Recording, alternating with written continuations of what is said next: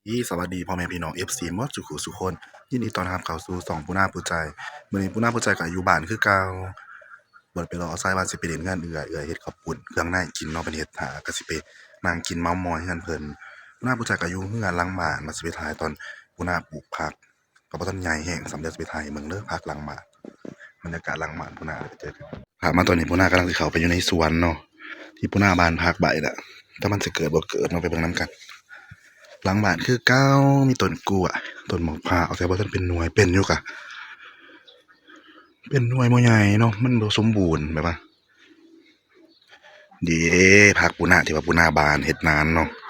ก็ใหญ่อยู่แล้วเด้เป็นตะเก็บกินหลายอยู่แล้วนี่ผักซี่หอมซี่หอมกับซี่ขิวซี่ลาวเนาะได้สองน้ำที่3หมกเกิดจำไก่มาเคียงเป็นผักกาดตอนปูนาขุดปูนาบานเนาะบรรยากาศหลังบ้านจ้าต้นใบบักกูดพอได้เก็บกินอยู่อีแม่เราปลูกแต่ละมื้อแต่ละเดจักสิไปไสรักษาก็มีอังยอกอยู่นี่ต้นกล้วยก็เป็นหลายอยู่เนาะพี่น้องพอได้เก็บกินกล้วยกินปีมันอยู่ได้หลังบ้านปูนาปูใจและปูนาปูใจก็สิออกไปเฮือนเอื้อยเนาะไปนั่งเล่นเม้าท์มอยกันอยู่พุ่นกับสิแบกซื้อน้ำอยู่หาดเอื้อยอีกคนหนึงได้ไปถ่ายให้เบิ่งเด้อ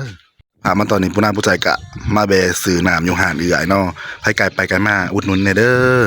มีกาแฟพวกน้ำปั่นเป็นพวกซ่าเนาะสบายดีเอื้อยขายดีบ่ขายอยู่เออ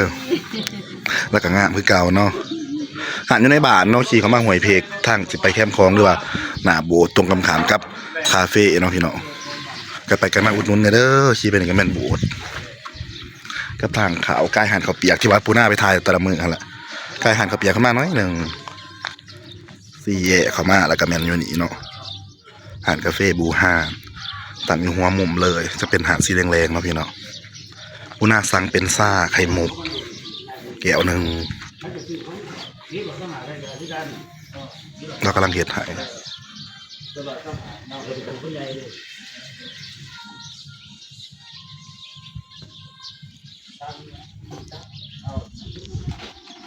ซ่ายังก็ตัวเคยสั่งตัวเอิ้นซ่านมไข่มุกพอกินแล้วมันก็บ่หวานแฮงพอดีนะแม่เดี๋ยวเต้นสั่งเขาเห็ดหวานมีหลายอย่างเนาะแล้วแต่สั่งนมเหนียวก็มีหวานหน่อยหวานกลางหวานแต่พอได้ขายอยู่ติเรื่อยๆเนาะเรื่อยเจ้าของหาดนี่โสดอยู่บ่เนาะๆโสดลูกติดบ่โสดลูกตามแล้วว่ะเป็นเอื้อยของหมู่ปุนาเนาะที่ว่าเพิ่นลงมาเล่นตอนเพิ่นอยู่อุบลแหละแล้วก็มาขายอยู่นี่อยากไล่หาดแบบเราอยู่ก็ไปกันมาอุดหนุนนี่แล้วจ้าไผที่ผ่านมาทางห้วยเพกหรือว่าขี่เข้ามาทางแคมป์คลองเนาะอยู่ตรงกำขามกับคาเฟ่นี่ก็คือคาเฟ่หน้าคาเฟ่เลยจ้านี่ก็มีคนมานั่งเล่นอยู่เลยเป็นตะมวนอยู่ทางนี้ก็เป็นโบสถ์นี่ก็คือหน้าหาดแล้วเนาะอ่ะเดี๋ยวเราจะไปต่อกันเอื้อยถามมาตอนนี้ผู้น่าผู้ใจกับฮอดบ้านเอื้อยเดี๋ยวน้องมาเล่นน้ำเอื้อยสบายดีซะแม่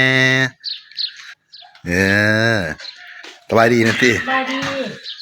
เฮ็ดสั่งมื้อนี้มาเล่นน้ำใส่ข้าวปุ้นมากินข้าวปุ้นเฮือนจ้ะแล้วก็เฮ็ดข้าวปุ้นก็ยังท่าแล้วก็งามคือเก่าเนาะโสดอยู่ว่าซะแม่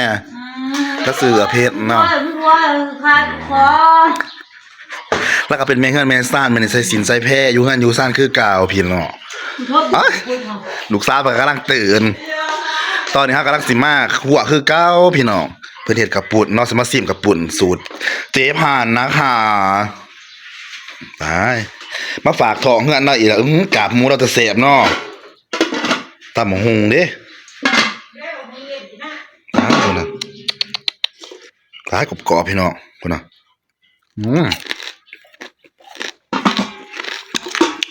คือเก่าพี่น้องมาเจอกันเนาะตาถามมาก่อนเนาะมาแซ่บๆน้ำกันเด้อจ้าทุกคนว้าวพุ่นน่ะก็หอมมึงเห็นอยู่ว่าจะรับพันโยชน์ตัวบางงานเนาะมื้อนี้มาฝากท้องคือเก่าพี่น้องปิดไปไหนเด้อเที่ยงนั่นน่ะครับจะเป็นถั่วใหญ่ถั่วเตเนาะเงินเดือนบ่ออกปากมันเหนียมๆจ้า เมาค้างแห้งมื้อคืนกำลังตื่นพี่น้องเอื้อยได้โทรหาตั้งแต่6:00 นว่ามาเฮ็ดกับปุ่นซอยแหน่เพิ่นว่า บ่มาเห็ดเขากินเห็ดเนี่ยจะมากิน นี่แหละคนสลาดเขา แล้วก็มันดอก ไปพี่น้องแซ่บๆแซ่บดีๆนะพี่น้องคนบอกง่ายเป็นข้าวปุ่นข้างในเนาะพี่น้องเนาะทางไทยก็เสิร์ฟขนมจีนจ้าขนมจีนทรงเครื่องนะคะครับมันออกมาแล้ว ทำไง เพลง ไม่พลาดแท้กว่านี้ที่คิวคนนี้ พักแล้วก็แซ่บๆพี่น้องพักครบทุกอย่างคำว่าไงน้องพักเนาะ เดี๋ยวมีข้อแรกอยู่บ่ ก็เลยโอ้แค่เลยไปหาบ่อยู่ดินซักไป ครับเมื่อ ดินซักกินในตู้ห้าอยู่ในห้อง เหลือเราก็กินเดี๋ยวน้องยังกับปูนาก็ได้มากก็มากินหมดก็ ดินซักกินได้ แซ่บบ่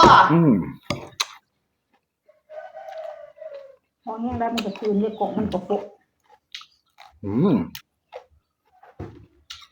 ไผเห็ดหัวพาดน้องเมื่อเห็ดเป็นเนาะ แซ่บและแม่กว่า แล้วก็ยุ่งกันคือกาวใส่สินใส่แพร่พี่น้องแต่ละมือบริใส่สินแต่ตาสวมกำลังเห็นแล้วใส่สินแต้มเลย ก็ดูเพิ่นจ้ะครับ ว้ายใส่คือกันเนาะเขาจะกินเงินกูผมมีเงินให้กินออกมานะ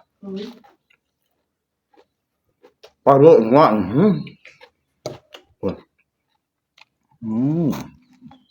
ต้องไปหาเด็กมันด ไป ำเสือ ไปซ่านเหรอ ต้องอะไรเอื่อยนะเขาจำได้เลย แซ่บเนาะก็จะไปใส่แต่ละมือเนาะเดี๋ยวไปนั่งเรียนเลยว่าน้องป่าจูป่าปี นี่ ก ก็ เนาะ นั่งนี่น้องป่าค่ะ รู้สึกอะไร น้องป่าคาเฟ่นี่นะ แล้ววางหน้าเนาะปีกป่าเจ้าหนุ่ม โป สม เจ็ดเป็ดนี่หน่อยบอลขาเป็ด ไปเมื่อไรล่ะ นี่หน่อยว่ามัน เป็ดเล่าเป็ดจับ นี่หน่อยว่าเป็ดตายได้ เป็ดเล่าเหรอ เป็ดกูฮกตัวว่าเป็ดกูได้ ปีกเนาะ เดือดแซ่บ คนนั้นเขาจะกิน ปลาแบบมันเกิดดุข่อย กูก็ว่าหันแหละเพราะมันได้ก็เป็นยังกูว่าห้อง ได้ก็ดีแต่ว่า กูซื้ออันนั้นกูตัวนึงไปกูสิเลี้ยงไว้ป้ามันก็เกิดบอกว่าสิจับแม่นมา ปลาแบบมันเกิดมาก่อน แค่ได้ก็ เลื่อนหา จับแซ่บแล้วตา ไม่ได้ ผู้ที่มันใหญ่ กูป้าไอ้ก่อน ประโยชน์มากเลยอยู่มันเกิดก่อน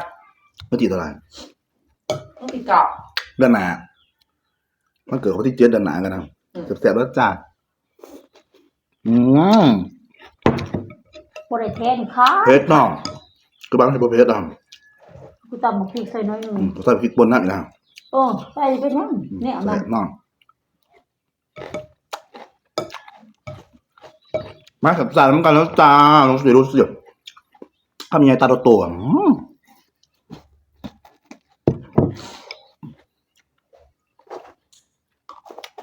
นี่เดี๋ยวกินมันได้แต่ ก็จะขออนุญาตกินก่อนเนาะพี่น้องคลิปนี้มันมีหยังหลายฝากพ่อแม่พี่น้องเป็นกำลังใจให้ปูนาเนี่ยเลยที่สำคัญมึงกับปูนาหลายๆในแล้วก็กดติดตามปูนาเลยเด้อจ้า